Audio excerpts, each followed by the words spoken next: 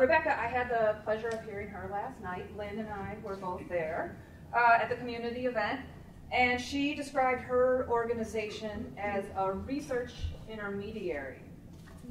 They work to find all the important research out there, and then they help translate it into practice. At the Network for College Success, as I just mentioned, we found that translation of research into practice to be a really powerful strategy for supporting schools in their improvement efforts. And it seems particularly fitting for this group tonight as we're aiming to do just that. Root our guidance for recommendations for neighborhood high schools in research, but also make it doable and helpful and viable for practitioners. NCS with our principals has been engaged, or beginning to engage in exploring deeper learning as a frame to push our instructional improvement learning and efforts. So we're particularly excited, aren't we, Karen, about hearing Rebecca tonight. And from what I heard from Rebecca last night, we're on the right track. It's kind of all the things that we hope and dream about. But she speaks to deeper learning not as a prescription or as a model, but as a cultural change, a cultural shift. And she's very adamant that change is coming and critical to the future of educating our kids, all of our kids, in a way that's really going to prepare them for college careers and civic life. Rebecca is a program director at Jobs for the Future, and she directs the Students at the Center initiative there. Her experience in education intersects and bridges research and practice. She was a middle school's Gear Up coordinator. So she's kind of experienced the gamut. So she knows what we all do and deal with. And I think you'll hear how she sees the connection between research and practice in her presentation tonight. So please join me in welcoming Rebecca Wolfe. And I hope you'll please join me in welcoming your, I think, 3 student representatives. So I'm here to talk to you about our framework of student-centered approaches that lead to deeper learning outcomes. And we thought, what better way to do that than to start out by hearing with some of the amazing voices that you have on your steering committee. So Lynn and Don and Jesus, if you wouldn't mind joining me up here. The other thing I got to know, and I really want to be able to do, is honor their voices and let you hear from them, but I also, and so I want to make sure to kind of give them time to tell you a little bit about themselves and their stories, and I also want to honor our timekeepers. So forgive me, I am going to sort of play the hammer facilitator, and I may cut you off and keep us moving a little bit. How much time do you want, Rebecca? I think we have about 20 minutes or so. Yeah. You want to give me a 5-minute and I'll try to. I will. Excellent. Thank you. Facilitator, look at that. She's already on it. Time is precious. I'm with you. So why don't we just start, and as we also said, I don't want to kind of each time go down the line, but at least for this first thing, let's just go down the line. And if you could just, again, tell us who you are, your name, what grade you're in, and not just the school you're at, but would love to know why did you choose that particular school, or why did you wind up at that school? So would you mind starting, Lynn? Hi, my name is Lynn. I'm a junior at Jones College Prep.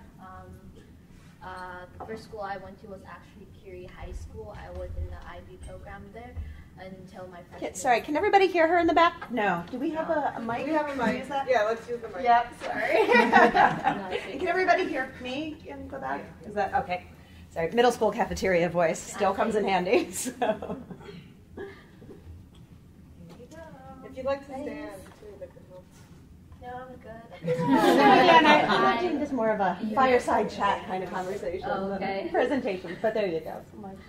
Hi, my name is Lynn. I'm a junior at Jones College Prep, but when I first started, I was actually at Curie High School's IB program. The reason I wanted to transfer out was because of the school culture I was in. It wasn't very positive because it felt very ranked among the school and segregated between IB, honors, regulars, avid, careers, and the way they treated IB was better than the rest, and they just talked down to a lot of the other students, and it was painful for me to be there just thinking, to feel so conceited, and to have things that are better than other people, and And so I wanted to transfer out. The first school I applied to was Whitney Young. I've been trying, that was my dream school. I tried for 4 years, but my backup plan was Jones, and here I am.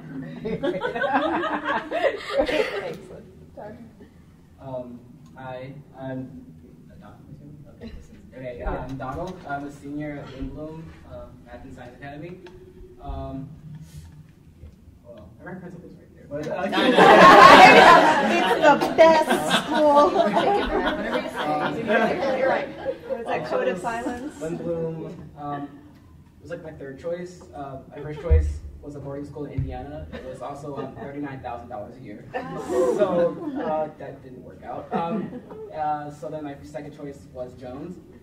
Didn't get in. I got into Lindblom though, and I wasn't going. Oh, actually, it was my fourth choice. Sorry, I was going to go to Kenwood, but my principal told me to go to Lindblom because there was good things there happening. So now I'm really happy doing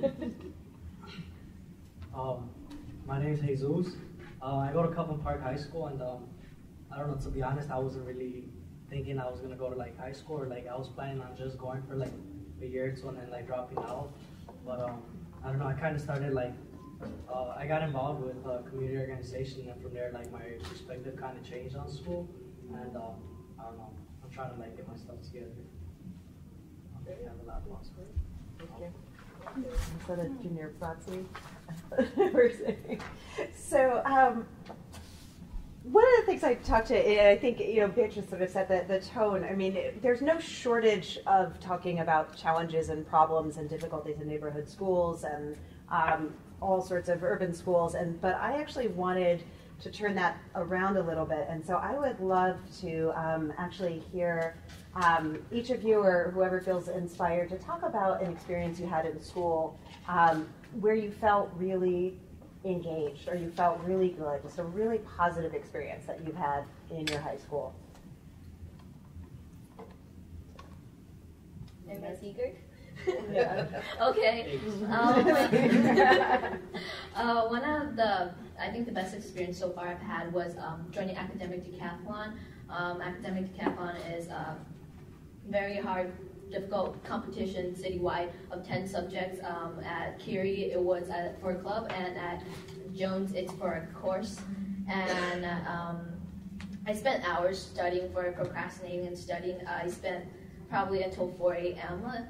But the thing I learned about it was dedication, persevering through everything, and learning from a non-traditional kind of way, because all the courses were based off of a topic we had. I had done Russia and World War I, and I learned from people, from different teachers that weren't mine, and I learned from my peers, and I learned by myself. I learned from a teacher who weren't good at everything, but I enjoyed it so much because I saw all the other people struggling with me, and it felt so good at the end of the day. Then did you have any say in what the topic was in Russia, or was that just the topic for everyone? No, that's the topic for academic decathlon every year. Interesting, okay. I think really positive experience was my freshman year. For middle school, I didn't necessarily like my middle school, and it was like very just like one thing after the next academically. It wasn't like, I guess, very in-depth of anything or explaining, or like I wasn't engaged. I didn't feel like I was interested in a lot of the things I was learning.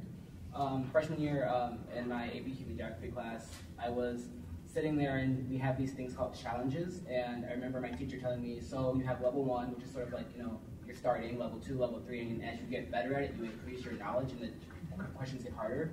And I remember saying, well, when does this due? Like, how many points is it worth? And she was just like, well, it's not, we don't really have a due date. It's just like you're going to progress and you can revise. Like, if you get a C or below, you have to revise. There's no question. You have to revise until you do better. And it wasn't like average. It was just like you can revise until you're comfortable with your grade. And I thought that was really weird. I was like, oh, okay. Well, like, it was like, because in middle school, it was just like, oh, an F. Oh, well. Okay, so you move on. But now it was like, oh, I'm actually revising things. And she's making us revise until we actually learn it. So that was really, really awesome. And we still have challenges now in some of my classes, and it's really awesome just like actually, like if you don't understand it, it's okay, and like you're actually given time to understand it instead of like going on like pretending like you do and just nodding your head.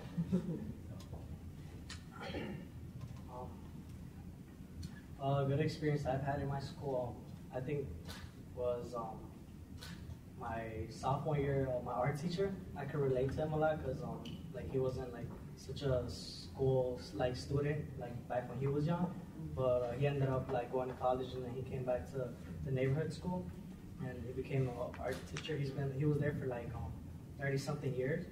So I don't know, like I used to like how I used to just be able to like talk to him about other things and like how I would tell him that like I didn't really see that school was like it didn't really teach you that much because it was like the same thing as like grammar school. You just learn from like books. It wasn't like the teachers don't really get a hands-on like curriculum type of stuff. So like, you know, since it was art, you paint and you draw. And, like I don't know, I used to be able to like express myself more. So I know I used to like learn a lot more from him because he would like explain how like certain like forms of art was started. Like yeah, I learned different. So, if you could imagine, I mean, a part of the project of Generation All is about really sort of rethinking schools to some extent. And so if you could imagine your perfect school, don't tell us the whole sort of everything soup to nuts and every curriculum, but just that very first moment when you walk in the door of your perfect school. What would it look like? What would you see on the walls? What would be happening with the students? What would the teachers be doing, and what might you do in sort of those first couple minutes of your day, first hour of your day? And maybe, are you ready to go, or do you want to pass? Because they made you go first last time, so you can. There you go. I don't know, for me, like, the perfect school would be like, I don't know, just being able to like walk through and not go through metal detectors, or if you do, like being able to like reach the security guard instead of them like hassling you to get through the metal detectors, because sometimes you go through and they're like, it rings a little bit, so like they're on you and it's like really early, so I don't know, I feel like, I don't know, it would be more friendly, like, hey, how are you, or the walls, I don't know, all the students would be more like happy to be there, instead of like, damn, I have to go to school. I don't know, just classes that are gonna like catch the students' attention that has to do with like their daily lives. That's perfect. Mine's sort of like, you know, along the same lines, I guess. We're starting to do this, but more so, I guess, yeah, the metal detector is kind of weird walking inside. It's like the first thing you see. But also, like, more things on the walls and, like, school spirit. And, you know, like, a lot of schools either, like, have, like, I know I went to, I forgot what school it was. I think it was Von Steuben. They had, like, college, like, what do you call those? Like, they're, like, triangles. What do you call those? Pennants. Yeah, like, they're, like, lined against the wall. And that was really awesome. Like, it feels like those, like, schools that you're in, like on TV shows, and it's like, oh, it's like everything's there, and it's like, I don't know, it's just like pictures and like really, really colorful, and it's like, I don't know, like murals everywhere, and like, I don't know, I think that we have more now, but I think my freshman year and just like a lot of other schools I see, you know, like, what is it called? I think North Side or well, I think went a lot of things. They have like awards like all throughout the hallways, but then like other schools, like Ron's given, they have like just like all the college acceptances they have, they like publish them and they change them each year, and it's like really awesome. Just like banners everywhere that like really show pride in this for like, and they change them each year. It's like, oh, this just happened. So it's like last year it was like 1920 something. So I think that's like really, really awesome, and like seeing more of it like everywhere. Not just when you first walk in, but like when you're actually like in the really deep parts of the school when you're just like, you know, walking to class. It's like, oh, that's really cool. I see that. We did that. For me, the very first thing I want to see when I go into school is very optimistic people, staff who are happy we're there, and we're happy to be there because I'm waking up at 5 and 6. I'm grumpy, you're grumpy, we're all yelling at each other. You don't want to be there, I don't want to be there. So play some music, have something preppy, and you know, just for very first, it's always a struggle going into the classroom, going into the school, because it's in the morning, it's 8, 7 o'clock, and then by the time we go to class, very first period, let's not jump into the books. Let's start with bell ringers or an activity, group work, something that can freshen us up and be prepared for the day. Breakfast would be nice, rather than the really soggy pancakes. Would be good. Yeah. Excellent. Do we have time for one more?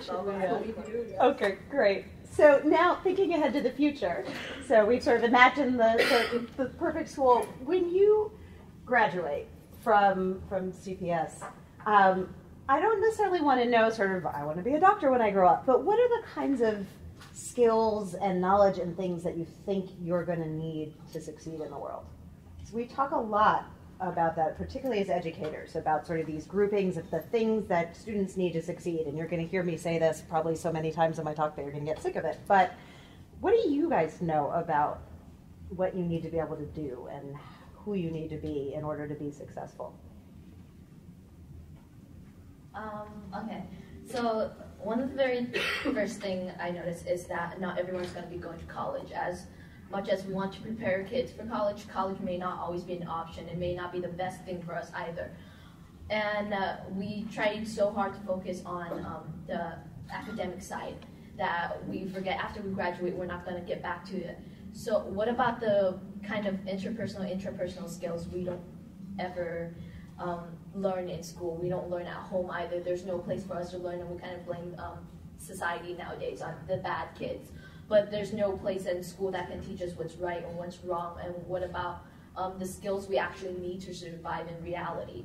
What about communication, trying to speak with others, trying to be better leaders, trying to work well with others? We tend to forget that because we're in such a competitive city, and we try to focus so hard on the academic sides because that chooses us where we're going to decide in the future and who we're going to become as a person. And it feels, as the years go on, it feels more and more pressure that as elementary students we need to get into good high schools, and that pressures us to be good in college, and that decides what our future is.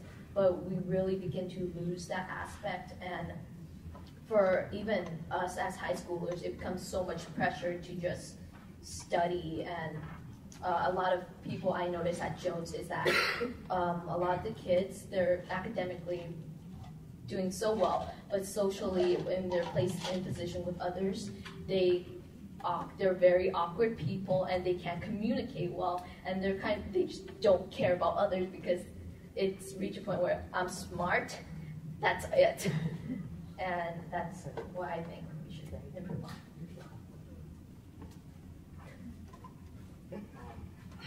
Kind of like following up what she was saying, being able to like talk to people, because I know a lot of the smart kids, they kind of do that. Like they're always on like their own stuff, but I don't know, kind of having skills that are gonna be able to let you get a job, like because I don't know, my high school hasn't really like taught me a lot, to be honest. Like it hasn't taught me anything since like I don't know, like 8th grade was the last time I actually learned something new.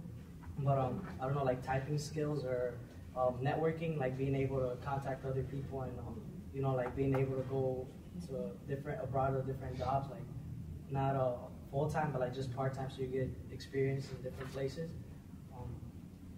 Speaking to big groups too is like really important. Thank you. And Don? I've been trying to think of something. I don't know where I forgot from our skills. I think, I'm not really trying to word this, but I think the idea that I was used to schooling being about, I guess, worksheets and just busy work, and I like was turning this in, turning that in.